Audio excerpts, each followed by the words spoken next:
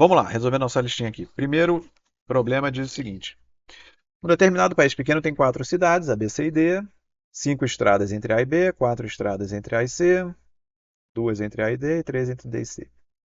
De quantas maneiras diferentes é possível viajar? Letra A. De A para C passando por B.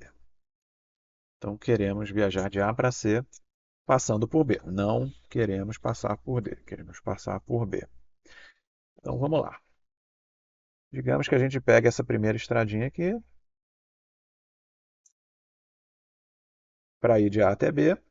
Quantas possibilidades a gente vai ter? A gente vai ter uma, duas, três, quatro possibilidades para ir para C.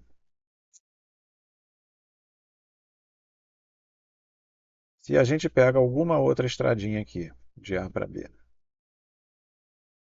a gente escolheu essa do meio aqui, a gente vai ter quatro possibilidades de B para C. Então, não importa qual estrada a gente pegue de A para B, a gente vai ter quatro possibilidades para chegar de B para C. Então, para ir de A para B, a gente vai ter cinco possibilidades, e para cada possibilidade dessa, a gente vai ter quatro possibilidades para ir de A para C.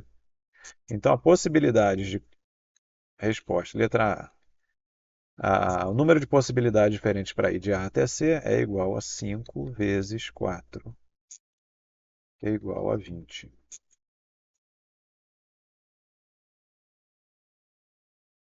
Isso a gente pode ver o seguinte: a gente pode fazer uma tabelinha, por exemplo, onde cada linha representa a estrada.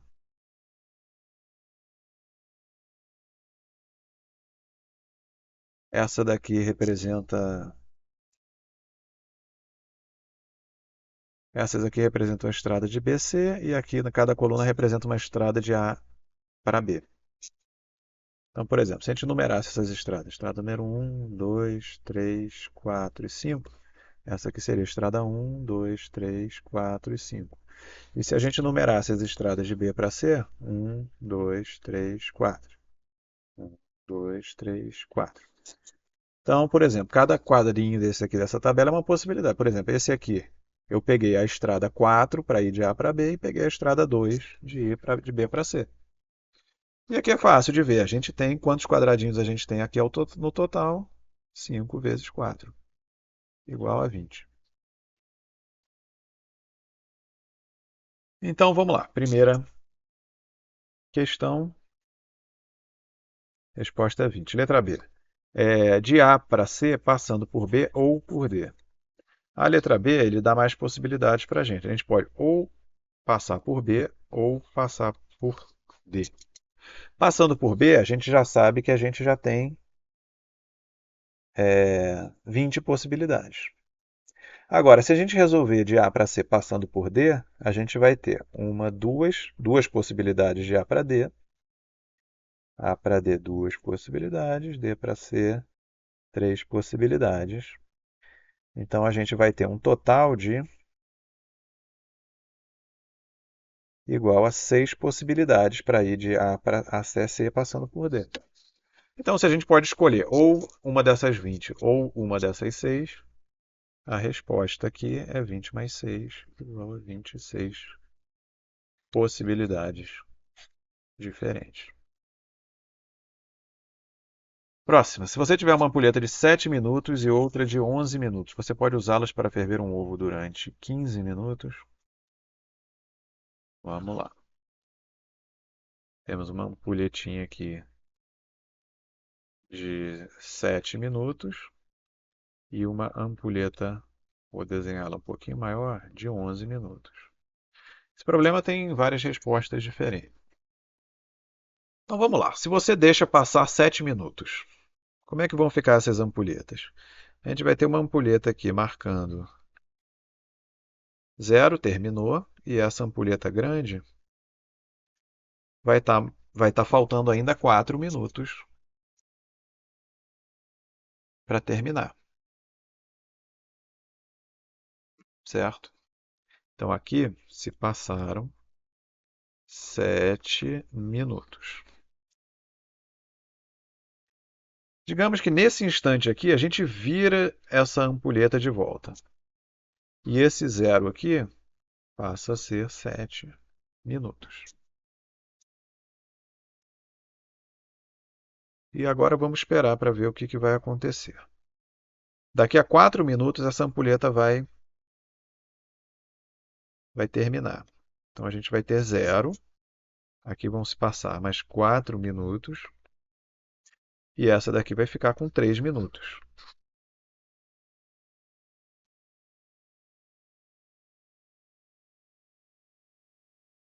Então aqui já se passaram um total de 11 minutos, né, para essa daqui. E essa daqui vai estar com 3. Se aqui já passaram 11 minutos, faltam mais 4 minutos para chegar nos 15 minutos. Então a gente pode fazer o seguinte: esse 3 aqui, a gente pode, nesse instante, virar essa ampulheta de novo. Virando essa ampulheta, o que vai acontecer? Ela vai levar 4 minutos para terminar. Por quê? Ela estava com 7 minutos, já caiu a areia correspondente a 4 minutos. Aí a gente vira ela ao contrário, ela vai levar mais 4 minutos para terminar. E aí, passados mais 4 minutos, as duas ampulhetas terminam. E no total aqui, 7 mais 4 é igual a 15 minutos.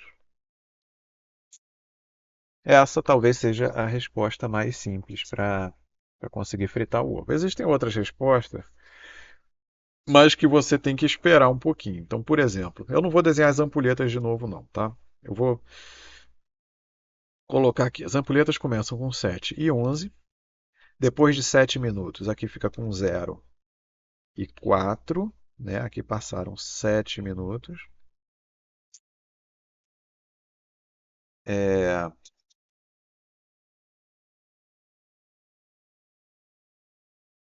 Então aqui a gente tem 4 que pode ser somado com 11. Então aqui a gente espera as duas ampulhetas terminarem.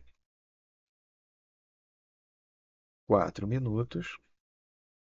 E aqui a gente vira a ampulheta de 11 de novo. Então esse aqui passa a ser 11.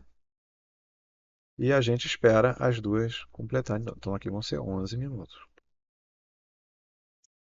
Só que aí a gente começa a fritar o ovo exatamente nesse ponto aqui. E daqui até aqui se passaram 15 minutos. Essa é outra forma de conseguir. Existem infinitas formas de conseguir, tá? Essa primeira forma daqui eu gosto porque você não tem que esperar nada para começar a fritar o ovo. Então, pode ser mais interessante. Tem um exercício interessante que é tentar fazer isso, por exemplo, tentar chegar em outros números com essas duas ampulhetas. Por exemplo, chegar em 33 minutos, chegar em 40 minutos. É possível chegar em qualquer número com essas duas ampulhetas, de 7 e de 11. Tá? Mas não vamos fazer isso aqui agora. Temos que resolver o resto da lista. Vamos lá, próximo problema. Em determinado país, a cada 20 matemáticos, um deles também é músico, enquanto que a cada 30 músicos, um deles também é matemático. Então temos alguns matemáticos, alguns músicos. Imagino que tenham alguns que não são nem matemáticos nem músicos. Mas temos alguns que são, ele já fala aqui, ó, a cada 20 matemáticos, um deles também é músico. Então temos alguns que são matemáticos e músicos também.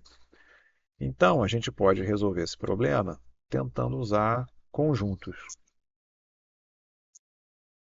Vamos dizer que esses aqui sejam os matemáticos e esses aqui sejam os músicos. Então, quando tem uma pessoa aqui dentro, essa pessoa é matemática e músico.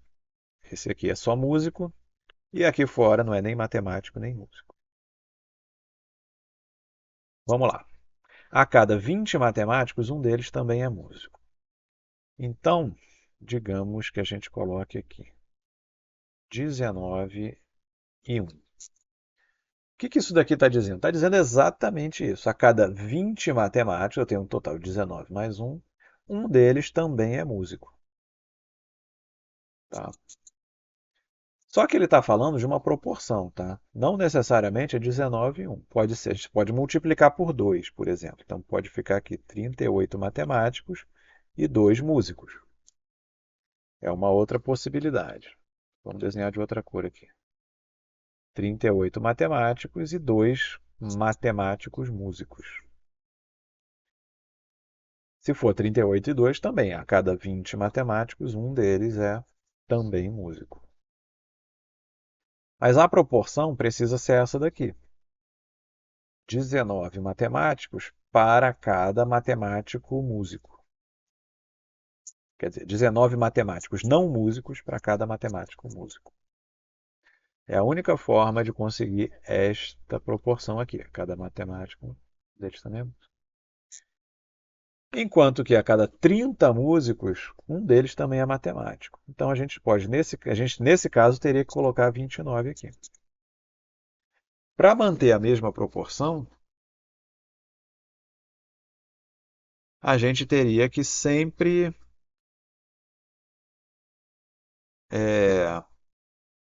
estar multiplicando todos esses três números juntos.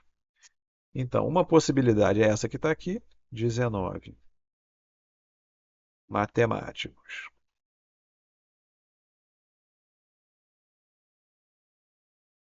Um matemático músico e 29 músicos não matemáticos.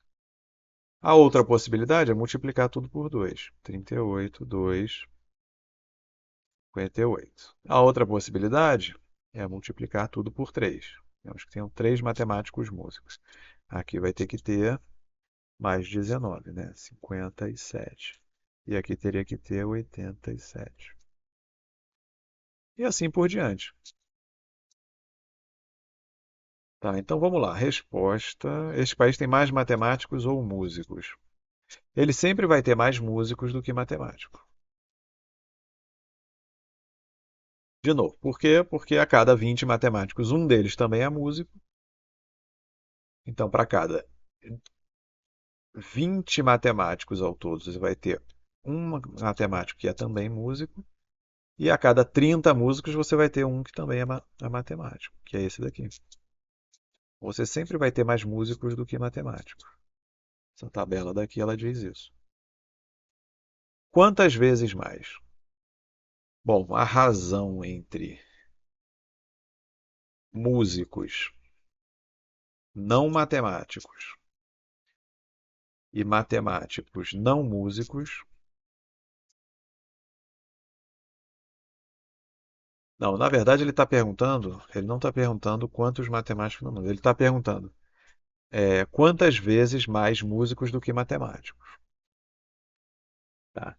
Então, nesse caso aqui, a gente tem 20 matemáticos e 30 músicos. Bom, um deles é matemático e músico também. A razão sempre vai ser de 3 para 2, né? Porque sempre que a gente multiplica esse lado aqui, o outro lado vai ter que ser multiplicado também. Se você quer saber, digamos que aqui, vamos inventar um nome aqui. Esse aqui é um matemático puro e esse é um músico puro, que não, que não é matemático e músico ao mesmo tempo. A razão entre os dois seria sempre de 29 para 19. Tá? Mas a resposta desse problema é músicos. Mas sempre mais músicos do que matemáticos. Próximo, três lâmpadas com fio muito curto. Uma é vermelha, outra é azul e a terceira é verde. Então, aquelas luzinhas de Natal que a gente liga na tomada. Imagino que ele vai ligar na tomada. Essa daqui tem três lâmpadazinhas, né? Uma lâmpada vermelha, uma lâmpada, não, azul e verde. Uma lâmpada azul e uma lâmpada verde. Cada lâmpada pode estar ligada ou desligada. De quantas maneiras diferentes esse fio pode estar iluminado? Temos duas possibilidades para a primeira lâmpada, pode estar ligada ou desligada, duas possibilidades para a segunda lâmpada e três possibilidades para a terceira lâmpada. Então, a quantidade total de possibilidades que a gente tem é 2 vezes 2 vezes 2, que é igual a 8. A gente pode fazer a tabelinha também, né? Quem quiser ilustrar para conseguir enxergar isso daqui é o seguinte. Primeira possibilidade é todas elas estarem ligadas. Segunda possibilidade, uma delas desligada, essa daqui desligada, ou essa daqui desligada. Temos três possibilidades. Para aqui, três ligadas tem uma possibilidade só. Duas ligadas tem três possibilidades. Uma ligada só, temos uma possibilidade, duas possibilidades, três possibilidades. E tudo desligado é a única possibilidade que. Então, são oito possibilidades. Letra B. Se o fio tivesse cinco lâmpadas, seria seguir o mesmo raciocínio. Tá? Cada uma tem duas possibilidades. Então, o mesmo raciocínio é 2 vezes 2 vezes 2, que é igual a 2 elevado à quinta, que é igual a 32.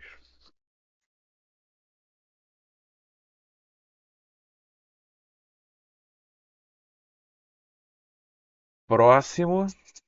Em quantas partes duas retas distintas podem dividir o plano? Desenhe um exemplo de cada caso possível. Em quantas partes três retas distintas podem dividir o plano? E se forem quatro retas? Bom, vamos lá. Letra A, duas retas. Bom, as retas a gente sabe que elas podem ser coincidentes quando uma está em cima da outra, só que nesse caso não, porque ele escreveu retas distintas. Então eu não posso ter uma reta em cima da outra.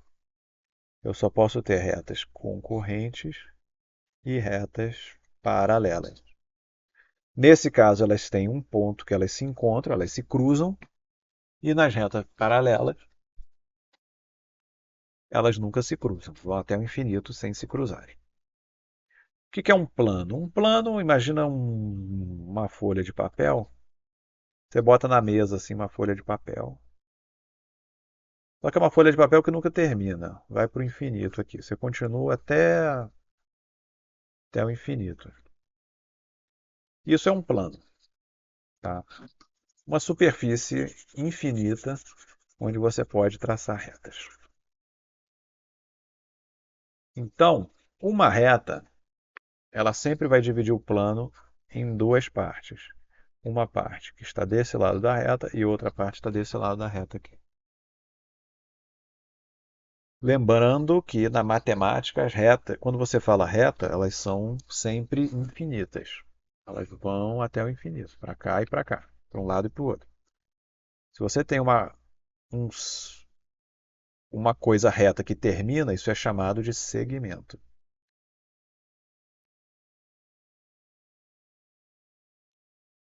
Tá?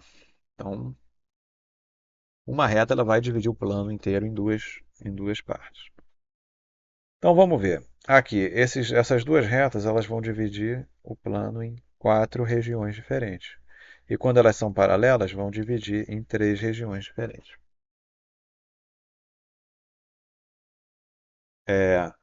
Em quantas partes duas retas distintas podem dividir um plano? Então, resposta: 3 ou 4. Letra B. Em quantas partes três retas distintas podem dividir um plano? Vamos lá, de novo, as retas são distintas. A gente tem casos em que todas elas se cruzam em pontos distintos. A gente vai ter um caso em que todas elas se cruzam no mesmo ponto. A gente vai ter um caso em que duas delas são paralelas e uma cruza com as outras. E a gente vai ter um caso onde três retas são paralelas. Então, são os únicos casos possíveis.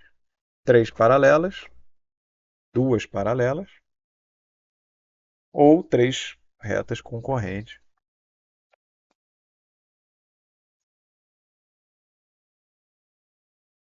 Quer dizer, três retas que se cruzam, mas elas podem se cruzar no mesmo ponto ou em pontos distintos. Então vamos lá. Primeiro caso, a gente vai ter uma, duas, três, 4, 5, 6, 7 regiões. Aqui, 1, 2, 3, 4, 5, 6. Aqui, 1, 2, 3, 4, 5, 6 também. E aqui, 1, 2, 3, 4. Resposta: 4, 6 ou 7. E se forem 4 retas? Bom, aí, 4 retas. Aí a gente vai ter bastante caso, né?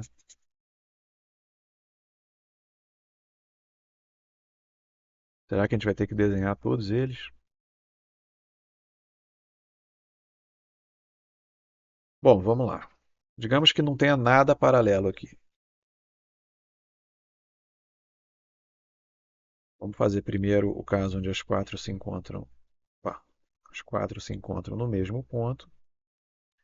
Nesse caso, a gente vai ter 8 regiões. Temos o caso em que, na verdade, é só pegar esses casos todos aqui e traçar mais uma reta, né? Digamos que 3 retas se encontrem no mesmo ponto e uma delas passa por pontos diferentes. Então a gente vai ter 1, 2, 3, 4, 5, 6, 7, 8, mais duas aqui dentro, 10. Dois triângulozinhos aqui dentro. 10 partes.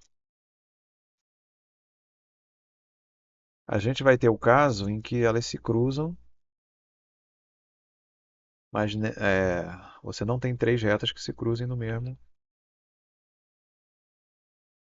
ponto, né? Por exemplo, vamos passar uma aqui. Aqui essa daqui não ficou boa porque tem um triângulozinho aqui que era bom ficar maior, ficar mais explícito aqui. Então, nesse caso aqui, a gente tem 1, 2, 3, 4, 5, 6, 7, 8, 9, 10, 11.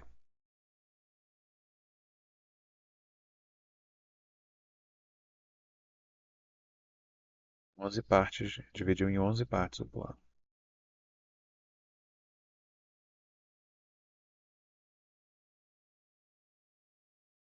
Certo? Cada 3 retas vão formar um triângulo. Um triângulo, dois triângulos. Uma, duas, três. Um triângulo aqui. Um triângulozinho pequeno aqui. Outro triângulo e outro triângulo. É isso mesmo. 11, 11 pedaços. Eu acho que essas são as possibilidades para a gente não ter retas paralelas. Vamos fazer aqui com duas retas paralelas. O ponto de cruzamento das outras duas pode estar aqui fora, ou talvez possa estar aqui dentro. Será que faz diferença? Quantos pedaços a gente tem aqui? 1, 2, 3, 4, 5, 6, 7, 8, 9, 10. A gente já tem o caso de 10. 1, 2, 3, 4, 5, 6, 7, 8, 9, 10. Então, com duas retas paralelas, a gente faz o. São 10 também. 10 e 10. Três retas paralelas. 1, 2, 3 retas paralelas. A outra não é paralela, vai dividir em 8, 8, né? 1, 2, 3, 4, 5, 6, 7, 8. 4 retas paralelas. 1, 2, 3, 4, 5. Essa possibilidade a gente não tinha ainda. 5. Tem uma outra possibilidade que é duas paralelas assim e duas paralelas mais diferentes. Aqui vão ser 9. Joguinho da velha. Pronto, né? Acho que terminamos todas as possibilidades. Então, essa daqui que era mais chatinha, mais dificilzinha. 5, 8, 9, 10 ou 11. Então, pronto. Acho que cobrimos todos os casos aqui. Próxima, uma página de calendário está parcialmente coberta. Qual a parte tem área maior, a coberta ou a descoberta? Bom, ele está falando dessa página que ficou atrás aqui, né? Vamos desenhar ela aqui. Então você tem um pedaço aqui e outro pedaço aqui. Esses dois pedaços aqui, vamos desenhar de. Vamos pintar aqui a parte que está coberta, essa parte aqui.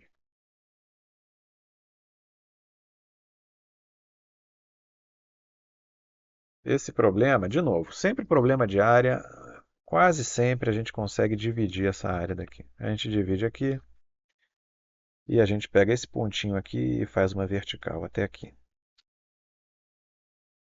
E aí a gente pega esse retângulo vermelho, a gente vê que a área coberta é igual à área descoberta.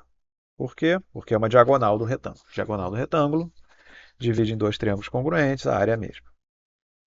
Este retângulo verde aqui embaixo também tem a mesma área coberta e descoberta, porque ele está dividido por uma diagonal. E aí sobrou mais uma área coberta aqui. Então, a gente vê claramente que a parte coberta é maior que a parte descoberta.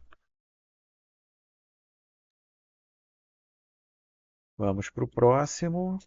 É possível colocar grãos de feijão nos quadrados no tabuleiro, de modo que o mesmo número de grãos em duas colunas quaisquer e um número diferente de grãos em duas linhas quaisquer. Esse probleminha, vamos fazer primeiro um caso mais simples, para a gente não ter muito trabalho. Imagina que o tabuleiro fosse de 4 por 4.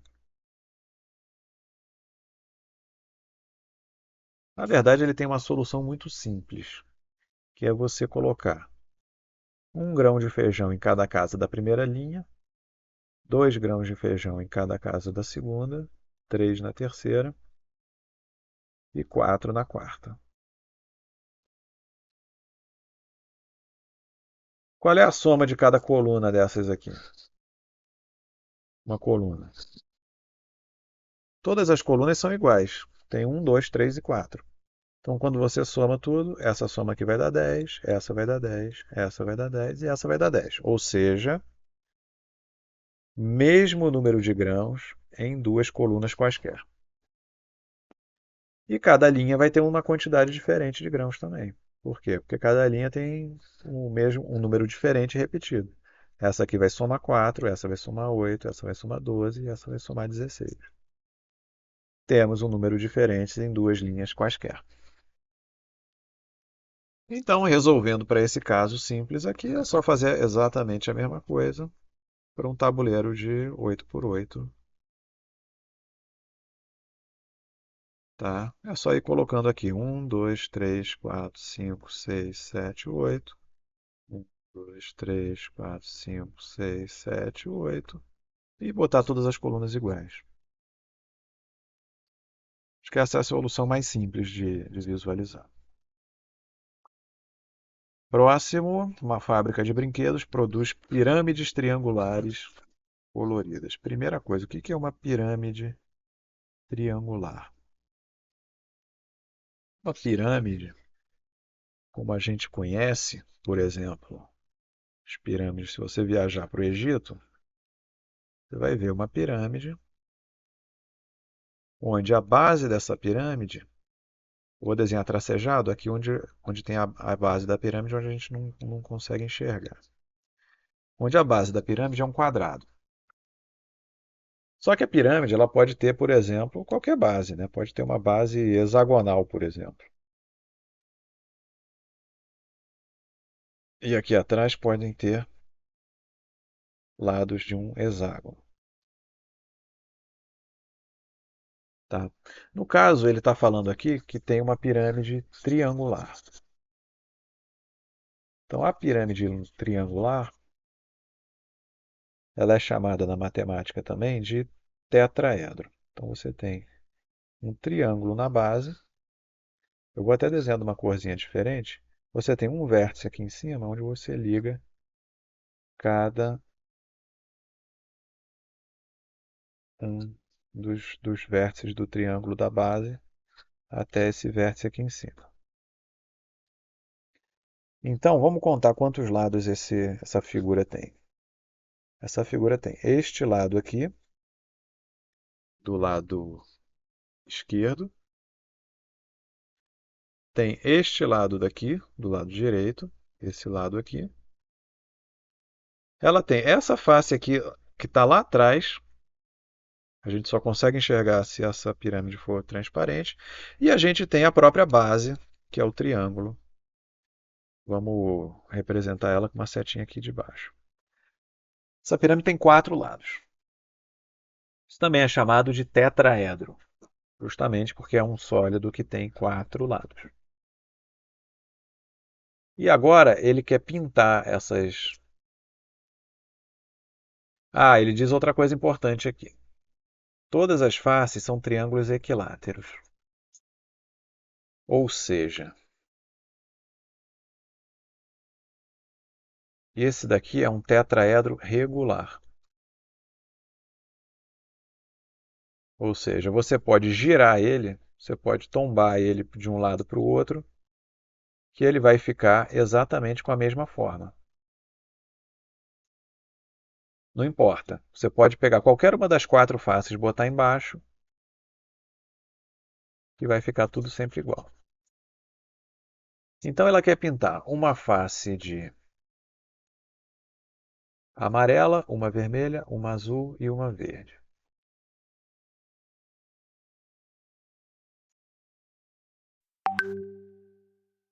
Quantos padrões diferentes de cores podem ser produzidos pela fábrica nessas pirâmides triangulares? Vamos lá. Como todas as faces da pirâmide são iguais, você pode rotacionar ela. Então vamos rotacionar ela de forma com que a primeira face, que é a amarela, ela esteja embaixo. Tá? A gente pegou uma pirâmide toda pintada já com essas 4 cores e giramos ela. A parte amarela ficou embaixo. Então nós temos 3 faces aqui. Aliás, a gente pode girar ela também. Vamos girar essa pirâmide. Imagina que a gente tem essa pirâmide, botamos ela em cima da mesa com a parte amarela virada para baixo. E agora vamos girar de forma com que a segunda parte, que é a parte vermelha, fique aqui atrás. Tá? Essa parte aqui vermelha atrás e a parte amarela aqui embaixo. Tá? Eu só não vou pintar porque vai confundir com essas outras 2 faces aqui. Eu tenho 2 faces aqui. Reparem o seguinte, qualquer pirâmide, de qualquer forma que você pinte ela, eu sempre vou poder girar ela, colocar a amarela embaixo e depois eu giro ela em cima da mesa e boto a vermelha para trás. Não importa como você pinte essa pirâmide, eu sempre vou poder fazer isso. E aí eu tenho 2 faces aqui, faltando uma à esquerda e uma da direita. Então eu posso pintar a esquerda de azul e a direita de verde, ou vice-versa, a esquerda de verde e a direita de azul. Então, na letra A gente tem só 2 possibilidades.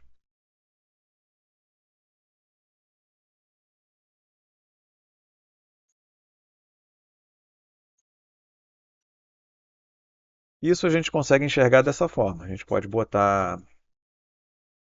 imaginar que qualquer forma que você pinte essa pirâmide, você sempre consegue girar ela e botar o lado amarelo para baixo. Depois você gira ela em cima da mesa e bota o vermelho para trás.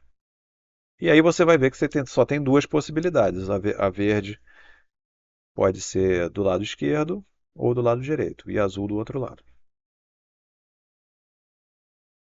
Ok? A letra B. A letra B pergunta o quê? Considere o mesmo problema numa fábrica que produz cubos com faces quadradas, amarela, vermelha, azul, verde, branca e preta. Bom, o cubo já é uma forma mais complexa. Por que mais complexa? Porque nós não temos mais 4 lados somente. Nós temos 6 lados. Mas a gente pode fazer exatamente a mesma coisa. Digamos que a gente vai colocar o branco. Qualquer forma que você vai pintar o cubo, você vai poder pegar um lado branco e botar ele virado para baixo. Então vamos fazer isso. Colocamos o branco aqui virado para baixo.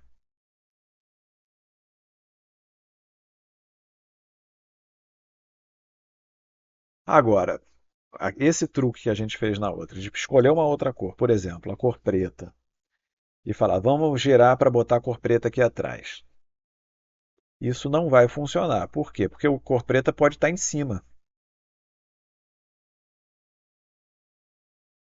A cor preta pode estar em cima e a gente nunca vai conseguir girar esse cubo com a face branca embaixo para a face preta ficar atrás. Então aqui a gente tem 5 possibilidades de cores para a face de cima. Porque imagina que o cubo já esteja todo pintado. Quando você botar o branco para baixo, já vai ter uma face já definida que vai estar em cima. Então você vai ter aqui 5 possibilidades já. E agora sobraram 4 cores. Para simplificar, vamos supor que essa face de cima seja a face preta.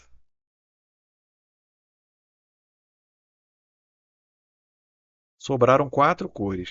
Agora, não importa como que a gente coloca essas 4 cores, a gente sempre vai poder girar o cubo para você ter, por exemplo, a vermelha aqui atrás. Então tá, a gente gira o cubo e bota uma dessas 4 cores atrás. A gente já sabe que no final a gente já vai ter que multiplicar a resposta por 5, porque são 5 possibilidades de cores aqui em cima. Reparem o seguinte, pode ser a cor vermelha aqui em cima, mas aí eu simplesmente troco. Eu giro o cubo para a preta ficar aqui atrás. E aí, de qualquer jeito, eu tenho agora 3 cores aqui para colocar em 3 faces. Eu não posso mais girar esse cubo. Então, essa face aqui eu tenho 3 possibilidades de cores. Eu vou ter que multiplicar meu resultado por 3. E aí eu sobro 2 faces para pintar com 2 cores, que é exatamente o que aconteceu aqui. Eu tinha 2 faces para pintar de verde e azul. Então eu tenho 2 possibilidades aqui. Então a resposta vai ser 5 vezes 3, 15, vezes 2, 30. Letra B, resposta 30 possibilidades para pintar o cubo. Muito mais do que a pirâmide, né? A pirâmide triangular. E uma forma de você visualizar melhor essa coisa daqui, de você assumir que a face de cima vai ser uma cor e você depois multiplicar por 5. Que é o seguinte, imagina o seguinte, que você tem vários cubos, você não tem mais um cubo não, você tem vários e vários cubos e você tem um cubo pintado de cada forma diferente. Tá? Então você vai pegar todos eles e colocar a face branca virada para baixo. Você vai ter ainda um monte de cubos onde o preto vai estar em cima, o azul vai estar em cima, o vermelho vai estar em cima. Então, digamos que você tem aqui,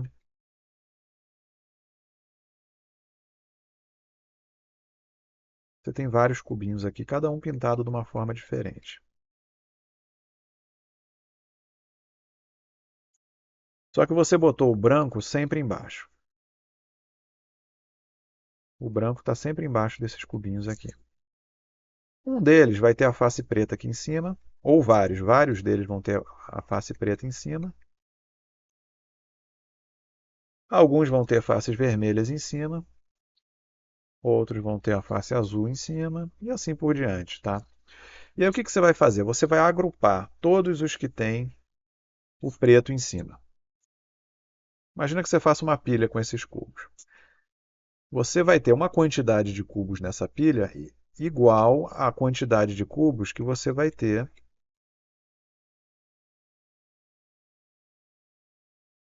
na pilha onde o vermelho está em cima, que é uma quantidade igual de cubos que você vai ter quando o azul estiver em cima.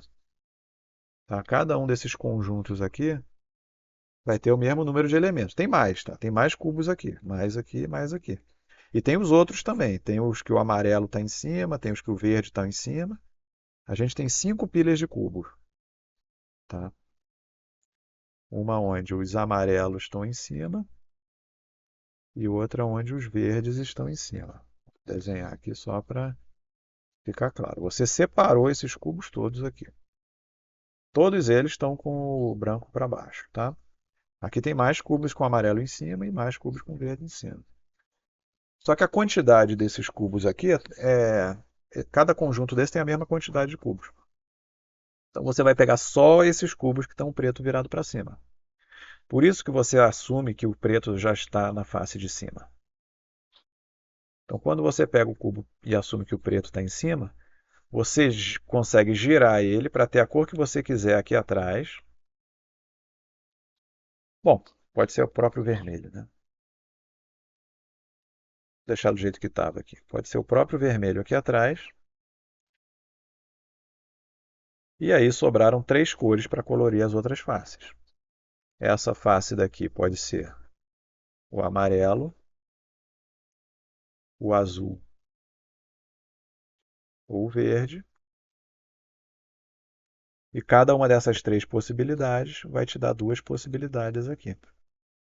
Então, cada conjunto desses aqui, na verdade, vão ter 3 vezes 2 possibilidades. Cada conjuntinho desses aqui vai ser 6. Então, basta você multiplicar 6 por 5 para achar a resposta final, que vai ser o 30. Então, pronto. Acho que terminamos a lista aqui.